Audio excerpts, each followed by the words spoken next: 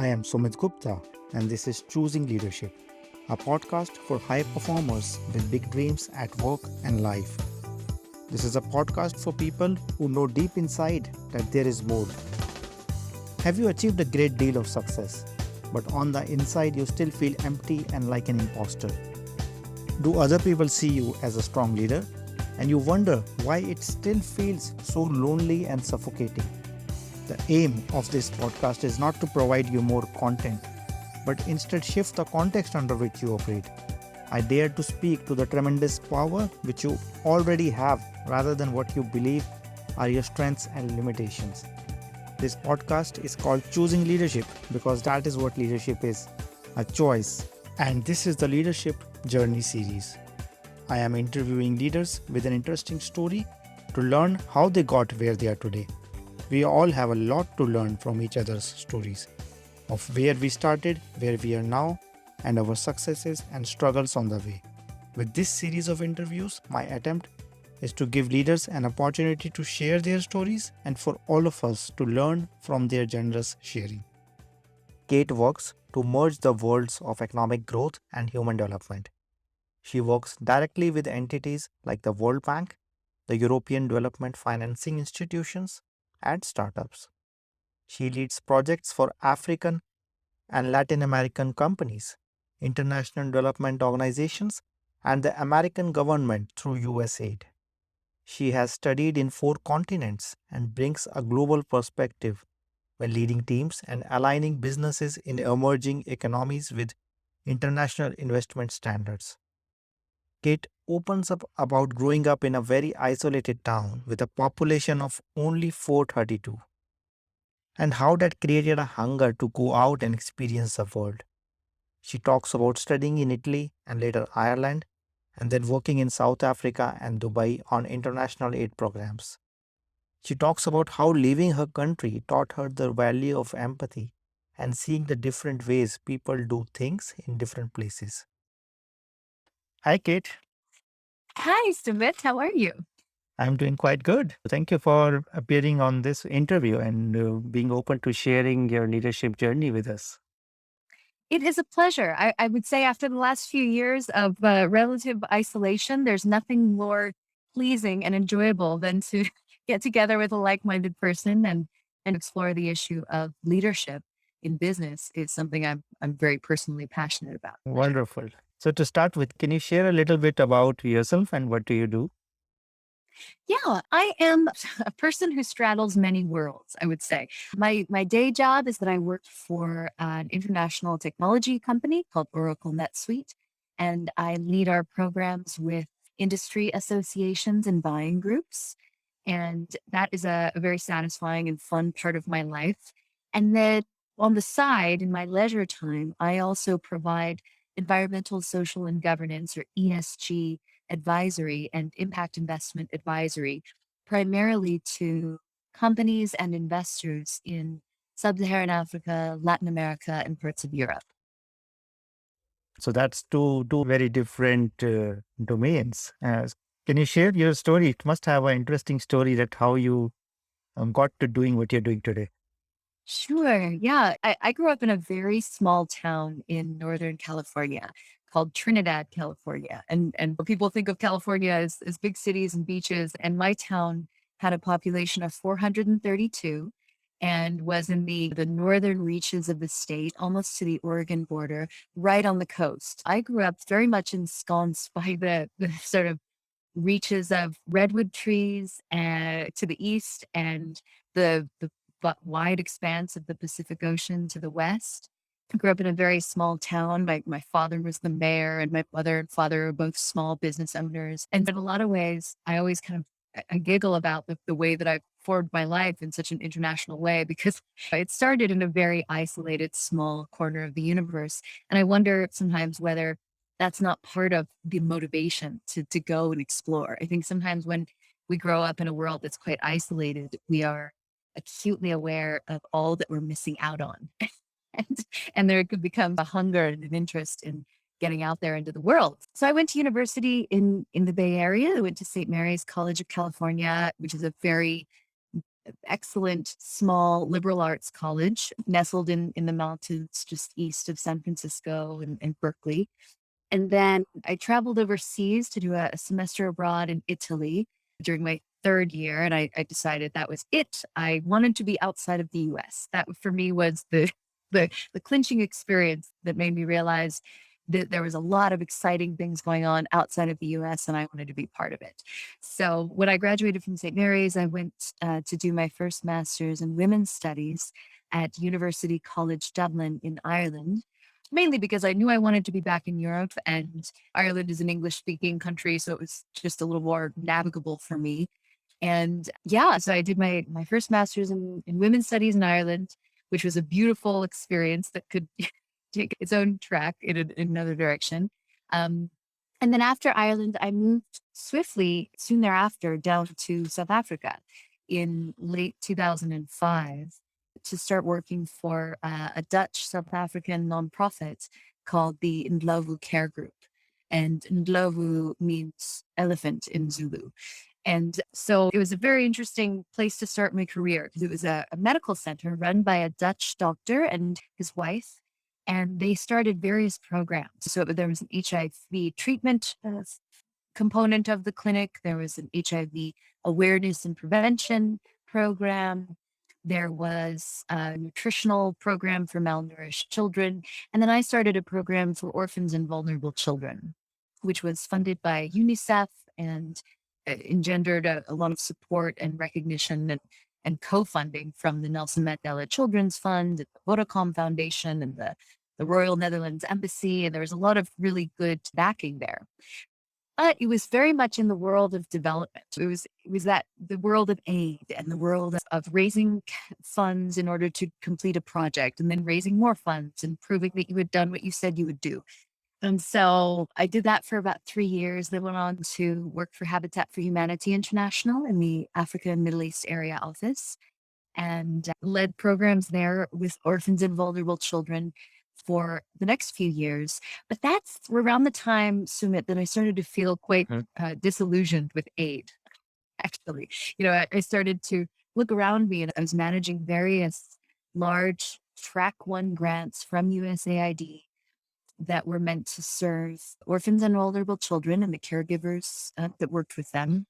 But I saw so much of these grants going to pay American consultants or buy American goods. And I just started to think it was a bit of a racket, actually. And also around that time, I read Dambisa Moyo's book called Dead Aid, which is a fantastic read for anybody who's harboring some cynicism about the world of aid.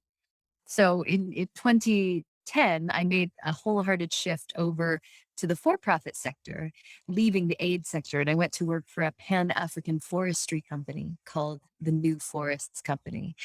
And there I led corporate responsibility and ESG or environmental social governance. I would say the next 5 years was the most influential period of my career. I got to raise capital with my CEO and our leadership from impact investors and development financing institutions and lots of international capital providers that were not only interested in serious returns, but were also interested in creating jobs and ensuring that their investments were responsible.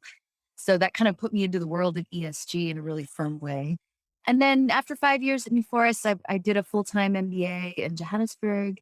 And then a lot of MBA graduates, I became a consultant, but my consulting has always been the world of ESG and impact and did that consulting gig for a few years in Johannesburg. And then I turned 37 and I thought, if I don't move back to the States soon, I never will.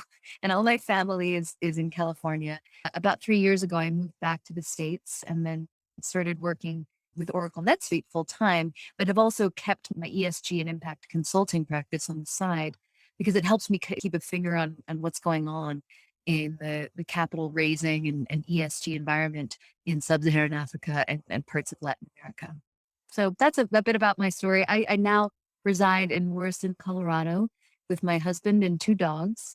And we are getting geared up for winter, which means skiing and snowboarding and all the fun snow sports. Thank you for sharing that story. And what I found very fascinating is like you have straddled both sides of the, let's say, the business world, which is the for profit and the not for profit. And it's very aligned with what I have done in my life and how I have thought about aid, charity. Mm. And I come from India, so that's where my background is. So I have seen both the good aid and the bad aid, not actually reaching the people. And then over time, I have started an NGO once, and then I have started multiple for-profit companies.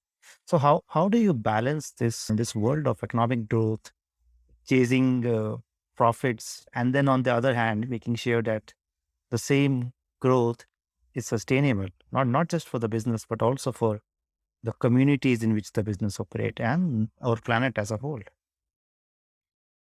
Yeah, I guess part of my response to a question like that is always that these things are not mutually exclusive. And in fact, I would argue that companies that weave responsible orientation and strong ESG standards and sort of an impact orientation into their DNA from the beginning are companies who are going to do better financially as well. The last year has shown us the S&P ESG index has actually outperformed the classical, vanilla S&P index over the last year. And granted, 2020 does not a trend make, but I think that there's more and more awareness and attention and kind of cognizance that leaders who elect to weave into the DNA of their company responsibility and attention for not only the people who work in their company, but the people who are affected by their company, and certainly the physical environment that's affected by their company, are going to just do better. And that's in part because ESG information represents additional information in the investment decision making process. And I think we can all agree that if you are going to make an informed decision about where to place your capital, it's going to be better if you have more information. The more data, the better. Certainly, if it's good, strong data, and I would argue that environmental, social, and governance information makes for more robust investment decision making. And I also think that ESG serves as like a proxy indicator for leadership. If the CEO is doing it well and is getting it right on the metrics of success around ESG, it's quite a strong possibility that he or she is also getting it right around the bottom line. So I guess my attitude toward responsible investment at the same time as strong returns is that in fact, one does support the other. And I've said in glittering generalities that my life's mission is that I want to live in a world where all companies are B corporations and all investments are impact investments. So there's Yeah. something to be said for deciding that the world we're going to live in and the types of businesses we're going to seed and we're going to grow are businesses that are oriented around making the world a better place. And I really see very few exceptions to that orientation. Or rather, I would say that almost every vertical, every industry vertical one can think of has the potential to seed businesses and to ignite businesses that can make the world a better place. And I mean, that's everything from oil and gas to alternative energy to education to healthcare. There are ways in every one of these industry verticals um, to add net value and to change the world in a positive way. And so that's what I want to do. I want to help founders and leaders and investors to get that kind of calculus. Yeah. Thank you for sharing that and envisioning that world as you described.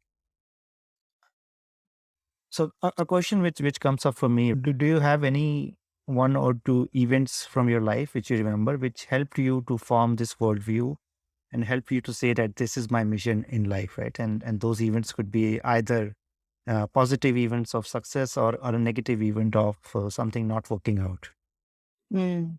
I think one of the most important things that I discovered, and I say this because I think especially Americans can fall into the trap of not leaving their country or of just intellectually thinking that the news of the day ends at the edge of their borders, which I think is certainly not as common as it used to be and is rapidly becoming a thing of the past. But I think that mindset still exists.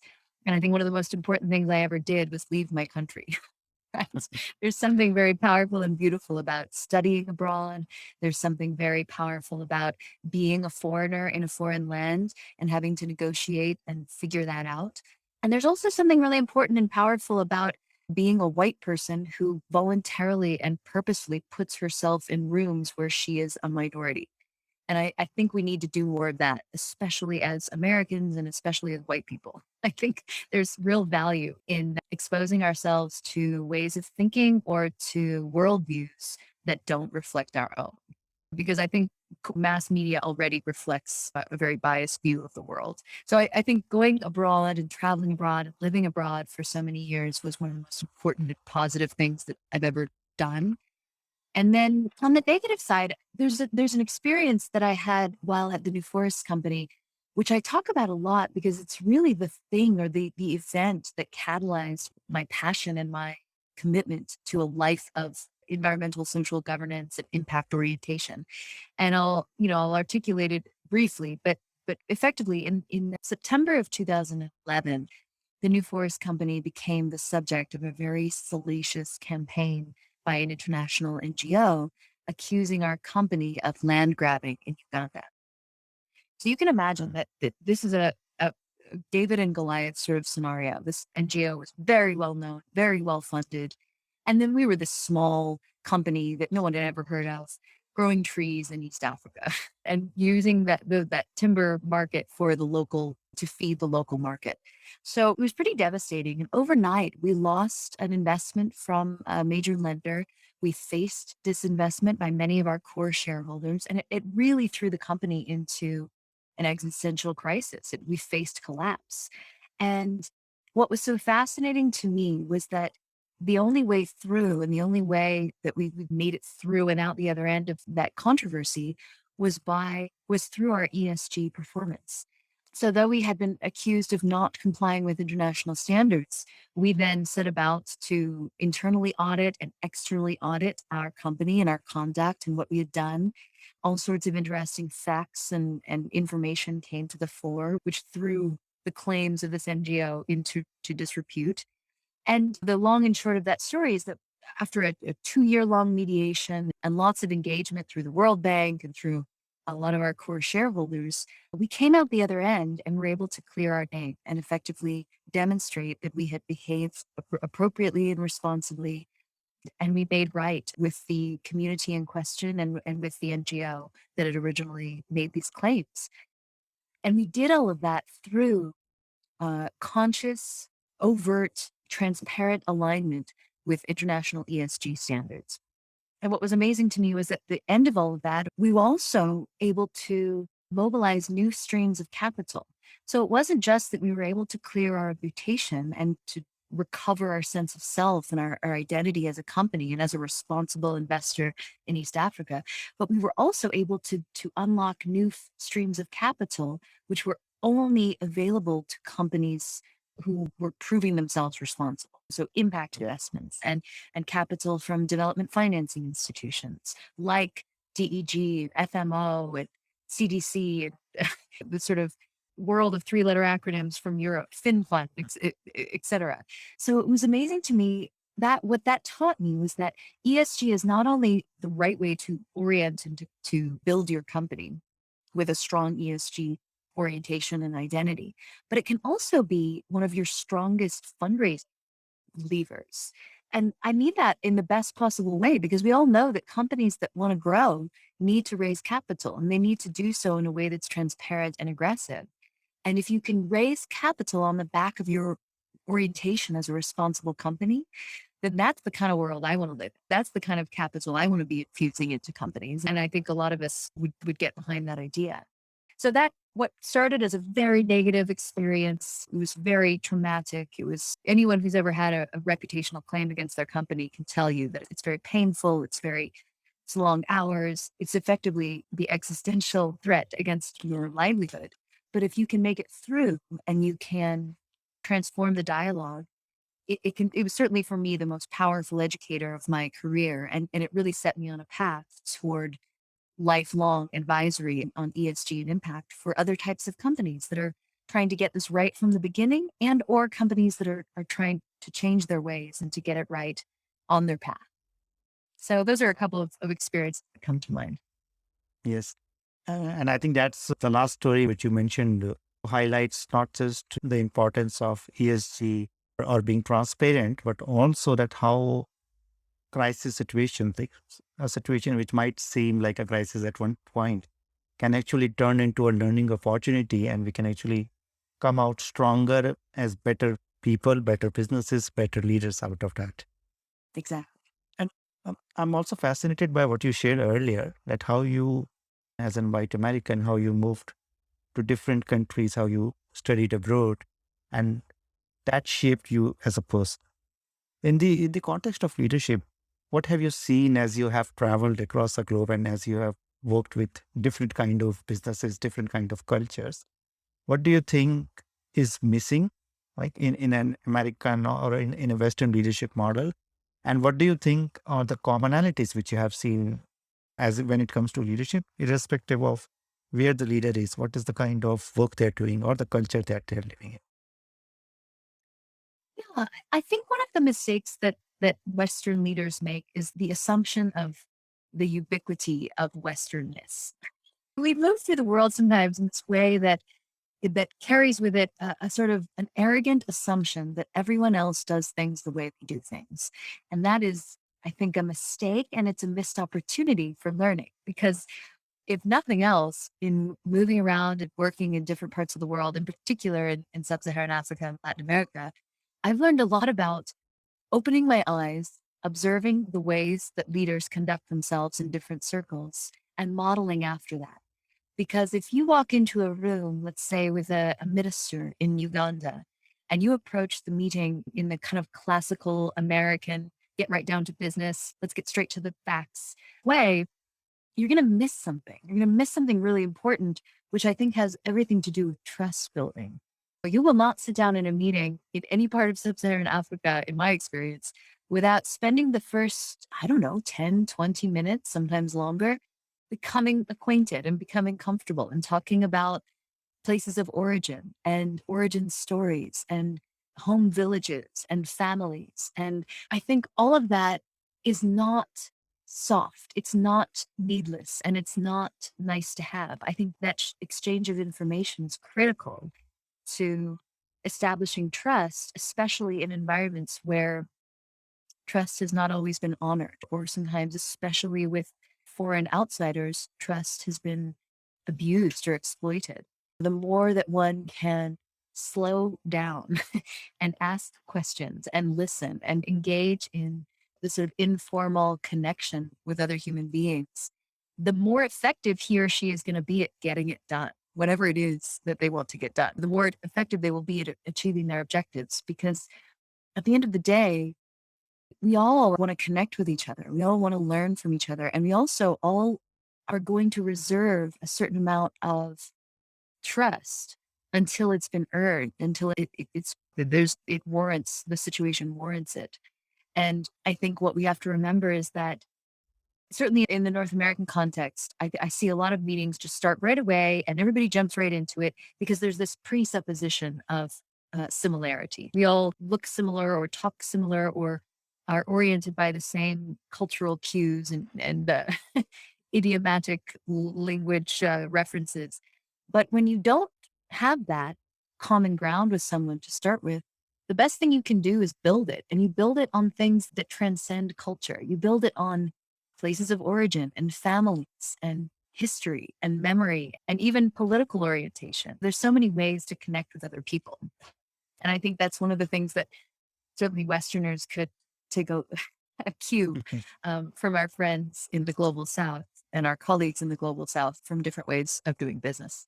And I think the other thing I've learned is that we're certainly, I would say in North America right now, we're in a uniquely polarized scenario. In a lot of ways, we are more polarized politically in this country than we have ever been before. And I think what's part of what drives that is this global polarity, that there's this kind of growing sense of us and them and our team, their team, and this kind of tribalistic team oriented identification strikes me as I travel and as I work with people in companies and in organizations across the world is that we have so much more in common than we do not in common. And I think that's perhaps a bit trite and perhaps a bit of a aphorism, but it's also true. And I found that wherever you are, you're going to find common ground with other people. And that's the fastest way to build trust. And it's the fastest way to protect yourself and to find security and, frankly, to find community.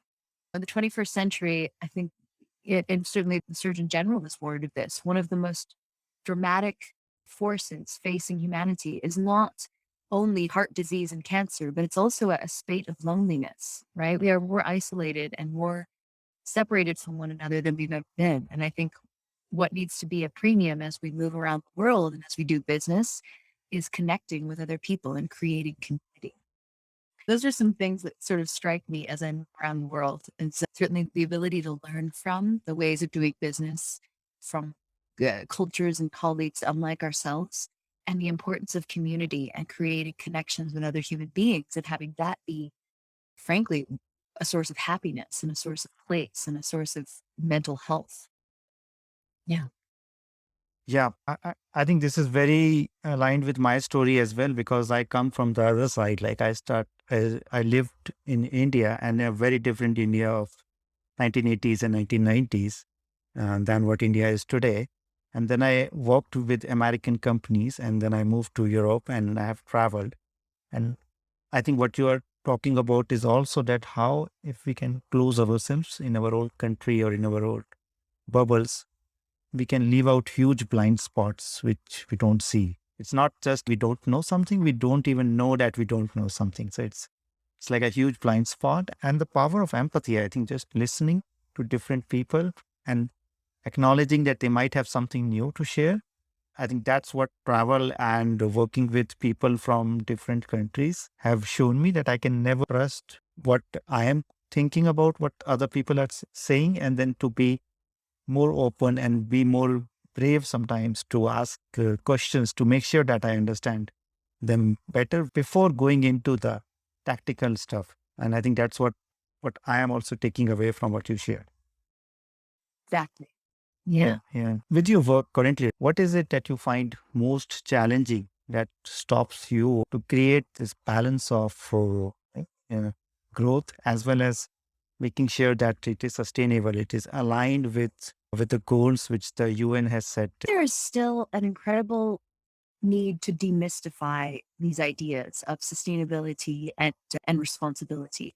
I don't come across very often a leader in a company who says, no, we do not want to be responsible. We think all of that is nonsense. It's very rare. Most people want to do a good job. Most people want to get it right. They want their companies to have a positive impact on the world, and they want the people who work there to be happy. These are pretty common desires, I think, for most founders and for most leaders of companies.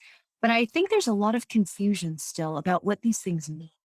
So you and I can have a detailed, in-depth, robust discussion about the International Finance Corporation's 8 performance standards, or the World Bank Environmental and Social Framework, or the Sustainable Development Goals of the UN, or the UN Principles for Responsible Investment. I could go on and on. There are so many frameworks, GRI, SASB, Mhm.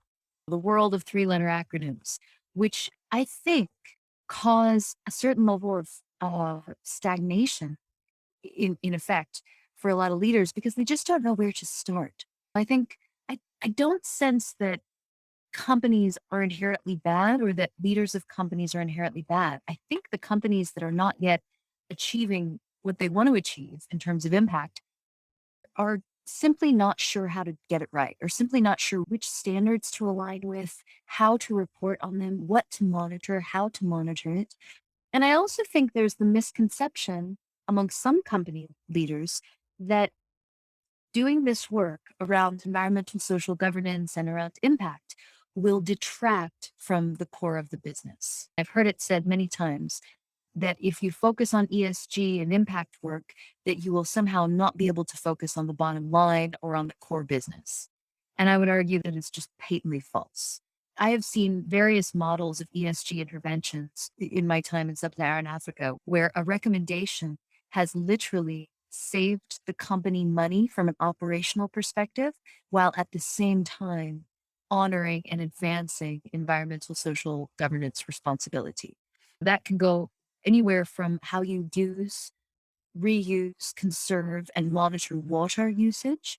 It can apply to your energy usage. And because if you think about it, if you're conscious about energy usage and using more alternative sources of energy, you may have more upfront capex expenditure, but in the long run, you're going to reduce your operational expenditure significantly because you're not buying the same types of expensive, dirty energy.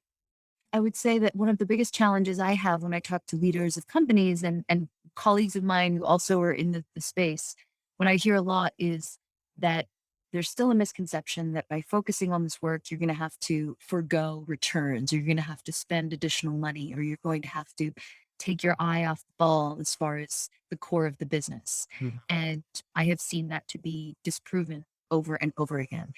I remember a few years ago, I was giving an ESG session, like a 3-hour training to a general partner, so a private equity investor in Johannesburg, South Africa. And when I stood up to start the session, I'll never forget it. The CFO stood up and said, I just want you to know I think all of this is nonsense and it is a waste of our time. And I don't know why we're all giving you this 3 hours. I think all of this is going to take away from the core of the business. That was how we started the day. So this guy stands up and says this, and I accepted him and went on about the day. And without getting too much into the detail, by the end of the day, this same man stood up and said to me, I want to say to everyone here and to Kate that I was wrong.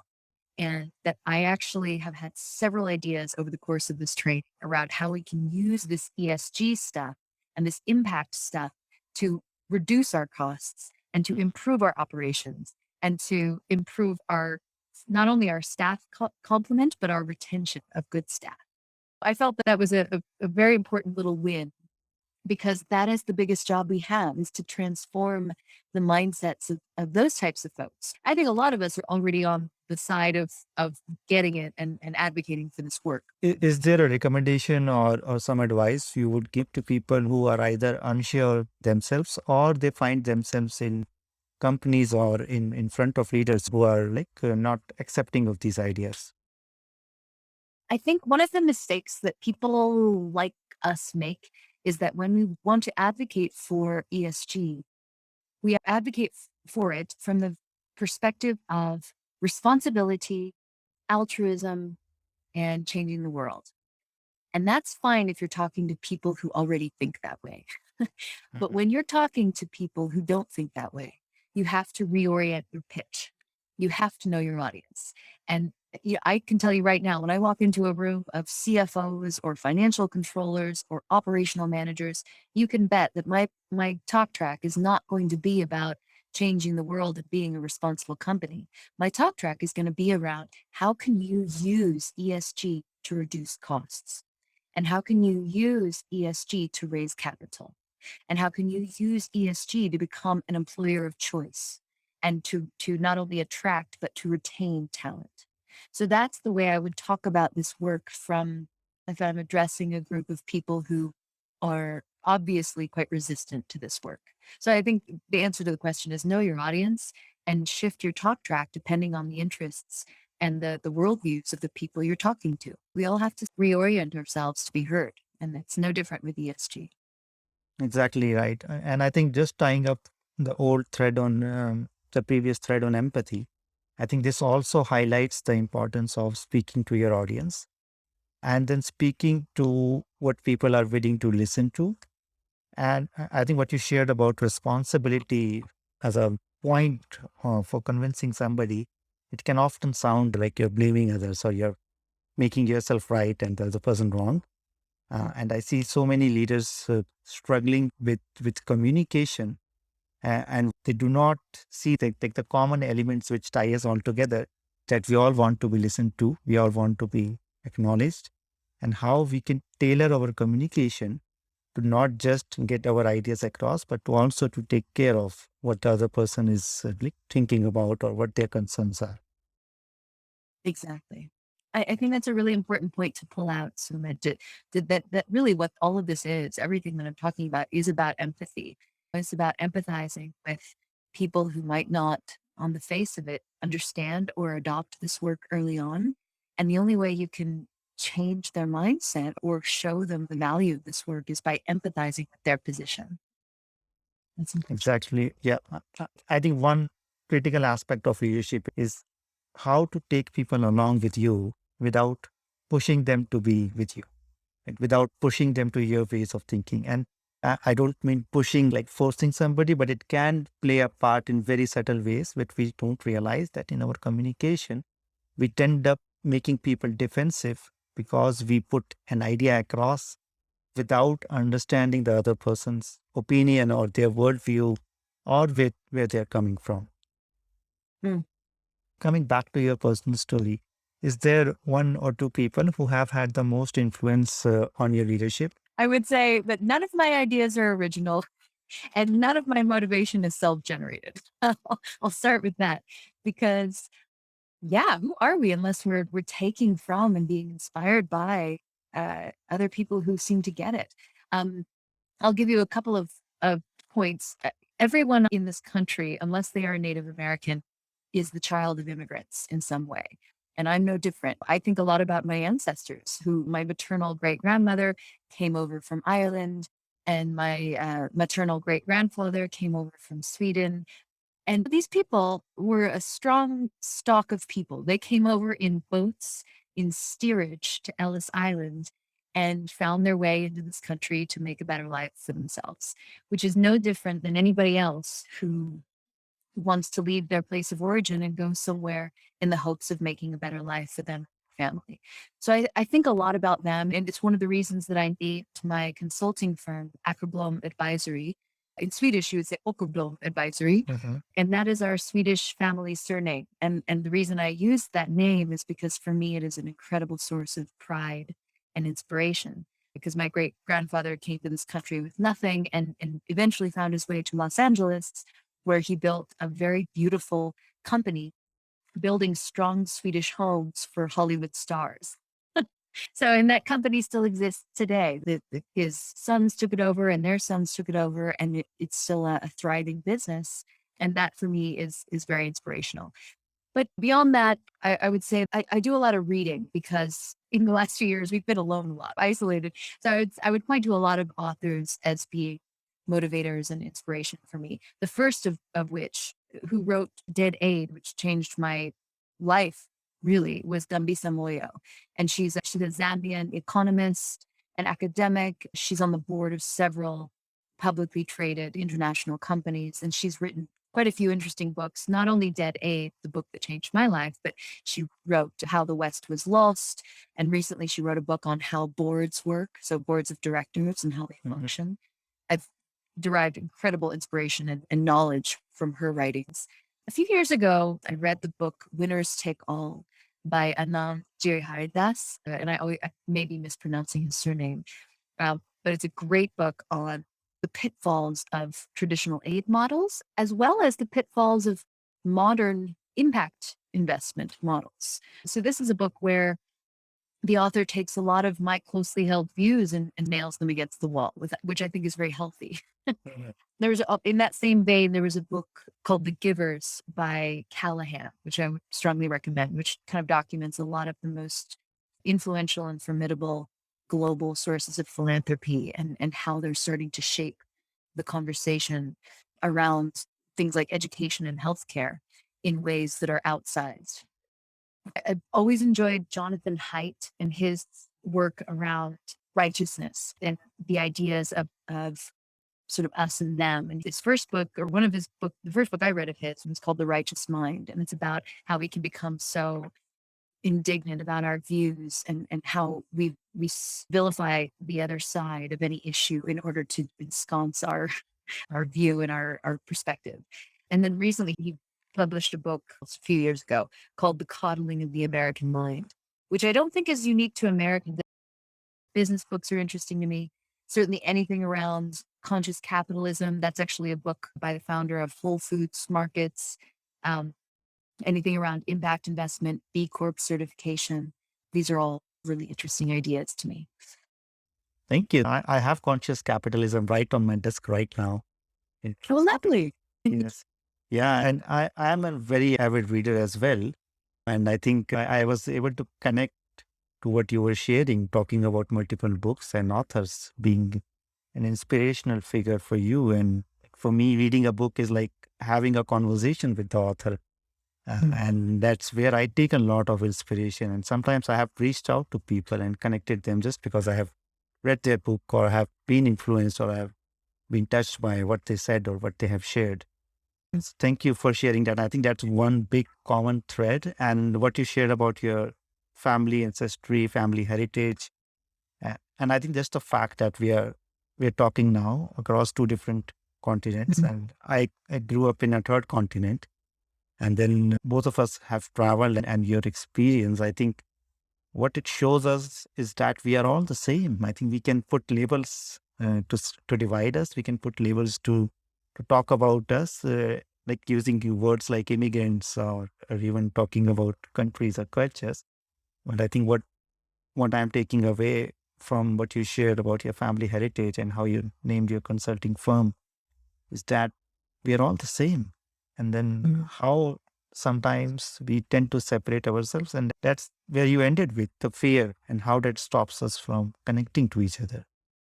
Thank you a lot, Kate, for sharing your story and sharing these wonderful examples and nuances from your work, which is very wide ranging. Thank you, Sumit. Thank you for reaching out and for hosting this conversation. I think you're doing a lot to elevate the discourse around leadership and centeredness and integration.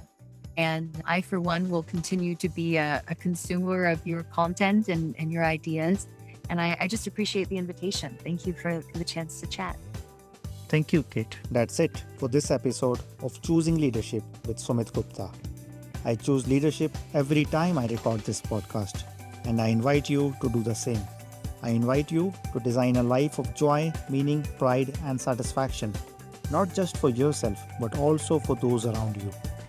This is what I do most naturally, to lovingly and gently provoke you, to help you see your own light, to help you see what you are already capable of. I say what might be uncomfortable for me to say or for you to hear, to show you that all our dreams, which have been on hold, are within our grasp. If you like the sound of it, do not forget to leave a rating. I invite you to subscribe to my newsletter at deployyourself.com/newsletter. You can also reach out on LinkedIn, Twitter, and Facebook to share any other comment or feedback. I want to thank everyone who contributed to making this show a reality. And thank you for listening. Always remember that you are enough, you are loved, and you matter. This is Sumit. Until next time, keep choosing leadership.